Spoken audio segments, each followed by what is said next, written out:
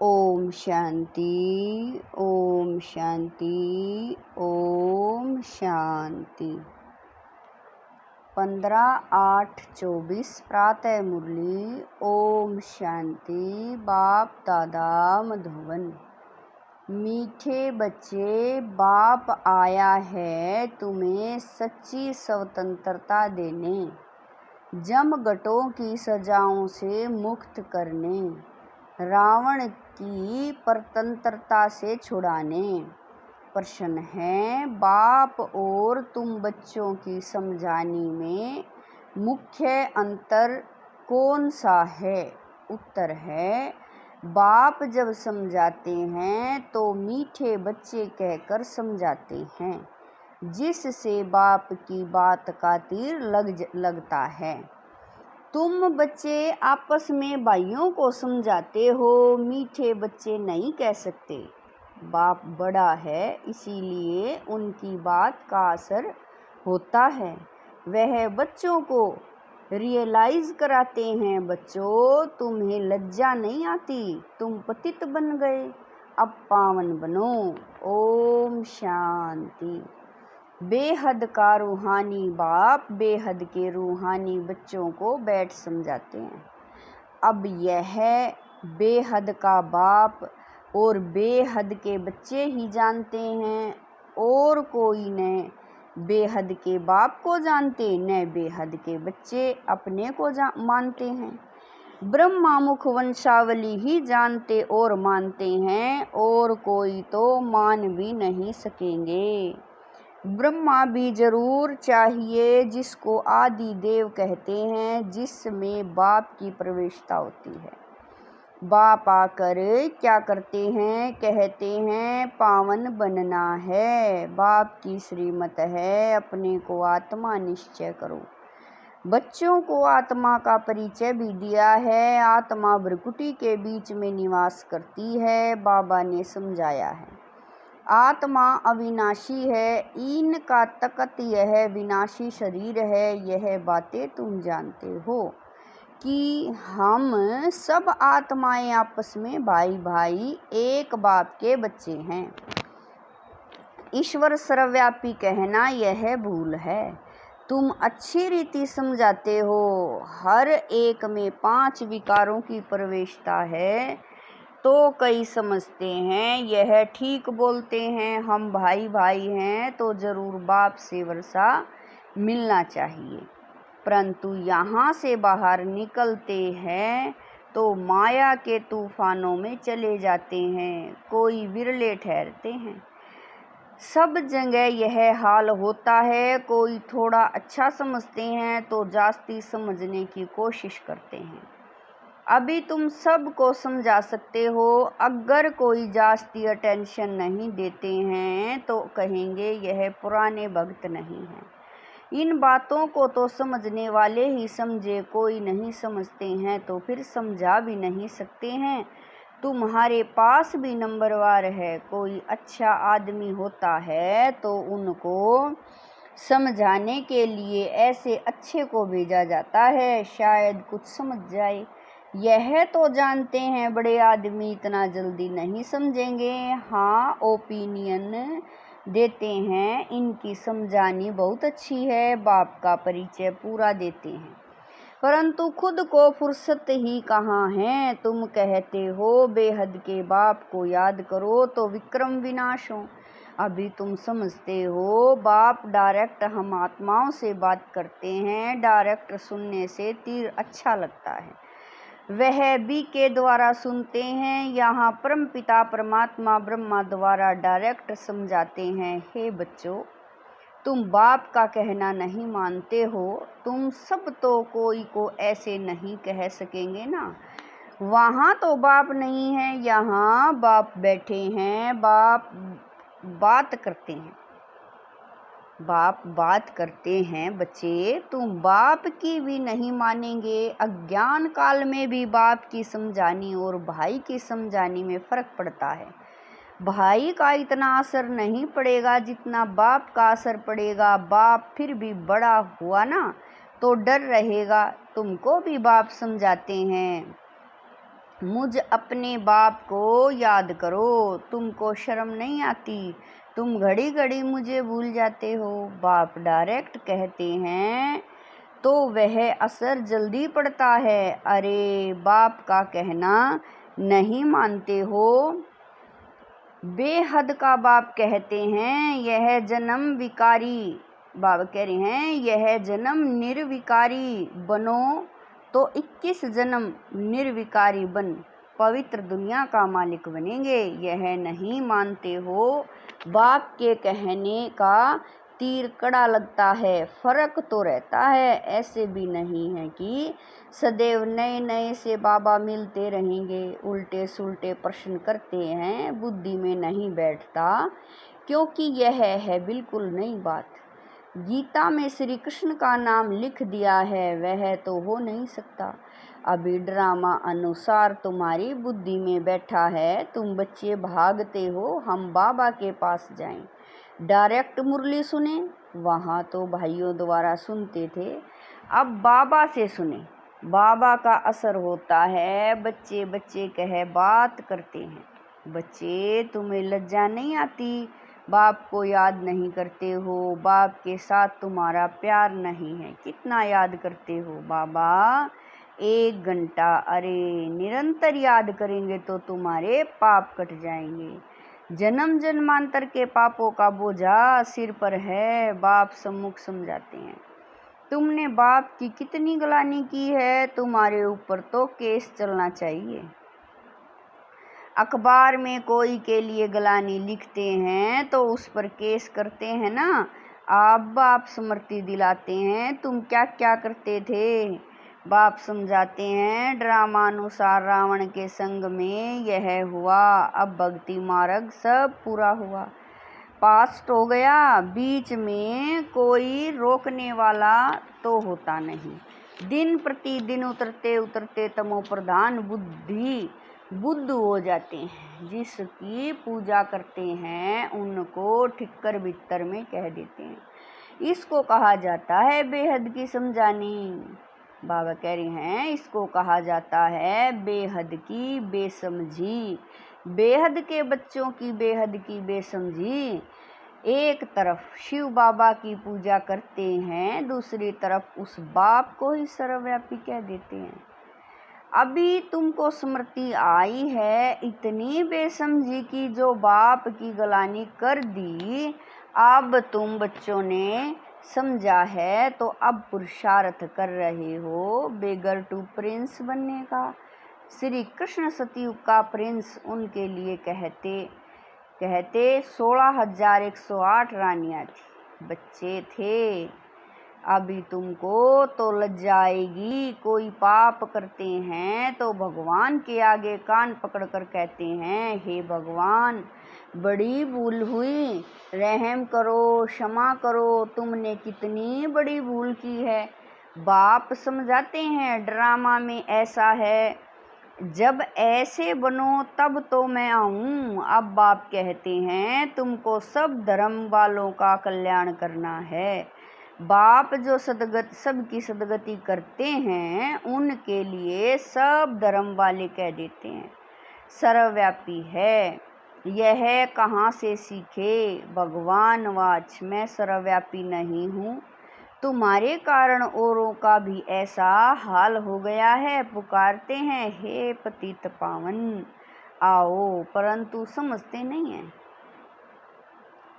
हम जब पहले पहले घर से आए तो पतित थे क्या? देह अभिमानी बनने के कारण पतित बने। कोई भी धर्म वाला आए उनसे पूछना है परम पिता परमात्मा का तुमको परिचय है? वह कौन है, कहाँ निवास करते हैं? तो कहेंगे ऊपर में या कहेंगे सर्वव्यापी है। बाप कहते हैं तुम्हारे खातिर सारी दुनिया चट्ट खाते में आ गई है। निमित्त तुम बने हो। सबको समझाना पड़ता है, भले ड्रामा अनुसार होता है, परंतु तुम पतित तो बन गए ना। सभी पाप आत्माएं हैं, अब पुण्य आत्मा बनने के लिए पुकारते हैं। सब धर्म वालों को मुक्ति धाम घर में जाना है, वहाँ पवित्र है। यह भी बना बाबा कह रहे हैं यह भी ड्रामा बना हुआ है जो बाप आकर समझाते हैं। यह ज्ञान सब धर्मों के लिए है। बाबा के पास समाचार आया था, किसी आचार्य ने कहा, आप सबको आत्मा में परमात्मा समझ नमस्कार करता हूँ। अब इतने सब परमात्मा है क्या, कुछ भी समझ नहीं। जिन्होंने भक्ति जास्ती नहीं की है वह ठहरते नहीं हैं। सेंटर्स में भी कोई कितना समय ठहरते हैं। इससे समझना चाहिए कि भक्ति कम की है, इसीलिए ठहरते नहीं हैं। फिर भी जाएंगे कहाँ, दूसरी कोई हट्टी तो है नहीं। ऐसी क्या युक्ति रचें जो मनुष्य जल्दी समझ लें। अभी तो सबको पैगाम देना है, यह कहना है कि बाप को याद करो। तुम ही पूरा याद नहीं कर सकते हो तो तुम्हारा तीर कैसे लगेगा। इसीलिए बाबा कहते हैं चार्ट रखो, मुख्य बात है ही पावन बनने की। जितना पावन बनेंगे उतना नॉलेज धारण होगी, खुशी भी होगी। बच्चों को तो बहुत खुशी होनी चाहिए, हम सब का उद्धार करें। बाप ही आकर सदगति करते हैं, बाप को तो गम और खुशी की बात ही नहीं। यह ड्रामा बना हुआ है, तुमको तो कोई गम नहीं होना चाहिए। बाप मिला है और क्या, सिर्फ बाप की मत पर चलना है। यह समझानी भी अब मिलती है, सतयुग में नहीं मिलेगी। वहाँ तो ज्ञान की बात ही नहीं। यहाँ तुमको बेहद का बाप मिला है तो तुमको स्वर्ग से भी जास्ती खुशी होनी चाहिए। बाप कहते हैं विलायत में भी जाकर तुमको यह समझाना है। सभी धर्म वालों पर तुमको तरस पड़ता है। सभी कहते हैं हे भगवान रहम करो, ब्लीस करो, दुख से लिबरेट करो, परंतु समझते कुछ नहीं। बाप अनेक प्रकार की युक्तियां बतलाते हैं। सबको यह बतलाना है कि तुम रावण की जेल में पड़े हो।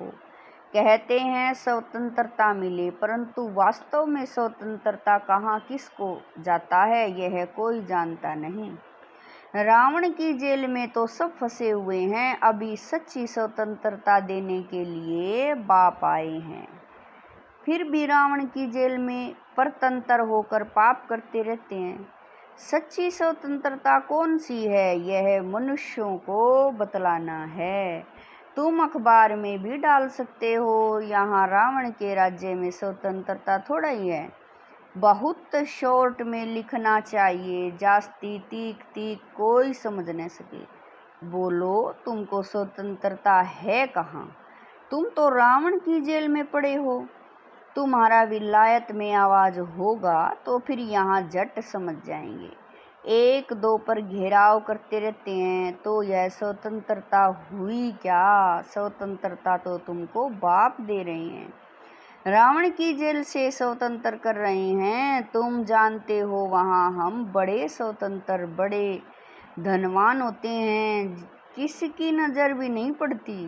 पीछे जब कमज़ोर बने तब सबकी नज़र पड़ी तुम्हारे धन पर। मोहम्मद गजनबी ने आकर मंदिर को लूटा तो तुम्हारी स्वतंत्रता पूरी हो गई, रावण के राज्य में परतंत्र बन गए। अभी तुम पुरुषोत्तम संगम युग पर हो, अभी सच्ची स्वतंत्रता को पा रहे हो। वह तो स्वतंत्रता को समझते ही नहीं। तो यह बात भी युक्ति से समझानी है। जिन्होंने कल्प पहले स्वतंत्रता पाई है वही मानेंगे। तुम समझाते हो तो कितना आर्ग्यू करते हैं, जैसे बुद्धू टाइम वेस्ट करते हैं तो दिल नहीं होती है बात करें। बाप आकर स्वतंत्रता देते हैं। रावण की परतंत्रता में दुख बहुत है, अपरंपार दुख हैं। बाप के राज्य में हम कितना स्वतंत्र होते हैं। स्वतंत्रता उसको कहा जाता है जब हम पवित्र देवता बनते हैं तो रावण राज्य से छूट जाते हैं। सच्ची स्वतंत्रता बाप ही आकर देते हैं। अभी तो पराये राज्य में सब दुखी हैं। स्वतंत्रता मिलने का यह पुरुषोत्तम संगम युग है। वह तो कहते फॉरेन गवर्नमेंट गई तो हम स्वतंत्र बने। अब तुम जानते हो जब तक पावन नहीं बने हैं तब तक स्वतंत्र नहीं कहेंगे। फिर जमघटों की सजाएं खानी पड़ेगी, पद भी भ्रष्ट हो जाएगा। बाप आते हैं घर ले जाने, वहाँ सब स्वतंत्र होते हैं। तुम सब धर्म वालों को समझा सकते हो। तुम आत्मा हो, मुक्ति धाम से आए हो पार्ट बजाने। सुख धाम से फिर दुख धाम में, तमो प्रधान दुनिया में आ गए हो। बाप कहते हैं तुम मेरी संतान हो, रावण की थोड़ा ही हो। मैं तुमको राज्य भाग्य देकर गया था, तुम अपने राज्य में कितने स्वतंत्र थे। अब फिर वहां जाने के लिए पावन बनना है। तुम कितने धनवान बनते हो, वहां तो पैसे की चिंता नहीं होती। भले गरीब हो फिर भी पैसे की चिंता नहीं, सुखी रहते हैं। चिंता यहाँ होती है। बाकी राजधानी में नंबरवार पद होते हैं। सूर्यवंशी राजाओं जैसे सब थोड़े ही बनेंगे। जितनी मेहनत उतना पद।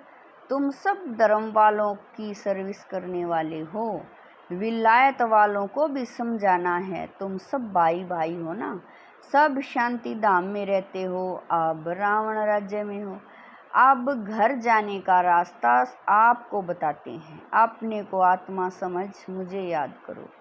कहते भी हैं भगवान सबको लिबरेट करते हैं, परंतु यह नहीं समझते कि कैसे लिबरेट करते हैं। बच्चे कहाँ मूंझ पड़ते हैं तो कहेंगे बाबा हमको लिबरेट कर अपने घर ले चलो। जैसे तुम लोग फागी में जंगल में मूंझ गए थे, रास्ते का मालूम नहीं पड़ता था, फिर लिबरेटर मिला, रास्ता बताया। बेहद के बाप को भी कहते हैं बाबा हमको लिबरेट करो, आप चलो, हम भी आपके पीछे चलेंगे। सिवाय बाप के और कोई रास्ता नहीं बताते हैं। कितने शास्त्र पढ़ते थे, तीर्थों पर धक्के खाते थे, परंतु भगवान को नहीं जानते तो ढूंढेंगे फिर कहाँ से। सर्वव्यापी है फिर मिलेंगे कैसे। कितना अज्ञान अंधियारे में है। सर्व का सदगति दाता एक बाप है, वही आकर तुम बच्चों को अज्ञान अंधेरे से निकालते हैं। अच्छा मीठे मीठे शकील दे बच्चों प्रति माता पिता बाप दादा का याद प्यार और गुड मॉर्निंग। रूहानी बाप की रूहानी बच्चों को नमस्ते। हम रूहानी बच्चों की रूहानी माता पिता बाप दादा को दिलवा जान शिकवा प्रेम से याद प्यार गुड मॉर्निंग नमस्ते। ओम शांति। मेरे बाबा मीठे बाबा प्यारे बाबा, लाख लाख शुक्रिया मेरे बाबा। धारणा के लिए मुख्य सार है। नंबर 1, एक बाप मिला है, इसीलिए किसी भी बात का गम चिंता नहीं करना है। उनकी मत पर चलकर बेहद का समझदार बन खुशी खुशी सबका उद्धार करने के निमित्त बनना है। नंबर 2, जमघटों की सजाओं से बचने व सच्ची स्वतंत्रता पाने के लिए पावन जरूर बनना है। नॉलेज सोर्स ऑफ इनकम है, इसे धारण कर धनवान बनना है। वरदान है नॉलेज की लाइट माइट से रोंग को राइट में परिवर्तन करने वाले ज्ञानी तू आत्मा भव। वरदान है नॉलेज की लाइट माइट से रोंग को राइट में परिवर्तन करने वाले ज्ञानी तू आत्मा भव। कहा जाता है नॉलेज इज लाइट माइट, जहाँ लाइट अर्थात रोशनी है कि ये रोंग है, ये राइट है, ये अंधकार है, ये प्रकाश है, ये व्यर्थ है, ये समर्थ है, तो रोंग समझने वाले रोंग कर्मों व संकल्पों के वशीभूत हो नहीं सकते। ज्ञानी तू आत्मा अर्थात समझदार ज्ञान स्वरूप कभी यह नहीं कह सकते कि ऐसा होना तो चाहिए, लेकिन उनके पास रोंग को राइट में परिवर्तन करने की शक्ति होती है। स्लोगन है, जो सदा शुभ चिंतक और शुभ चिंतन में रहते हैं वह व्यर्थ चिंतन से छूट जाते हैं। स्लोगन है, जो सदा शुभ चिंतक और शुभ चिंतन में रहते हैं वह व्यर्थ चिंतन से छूट जाते हैं। ओम शांति।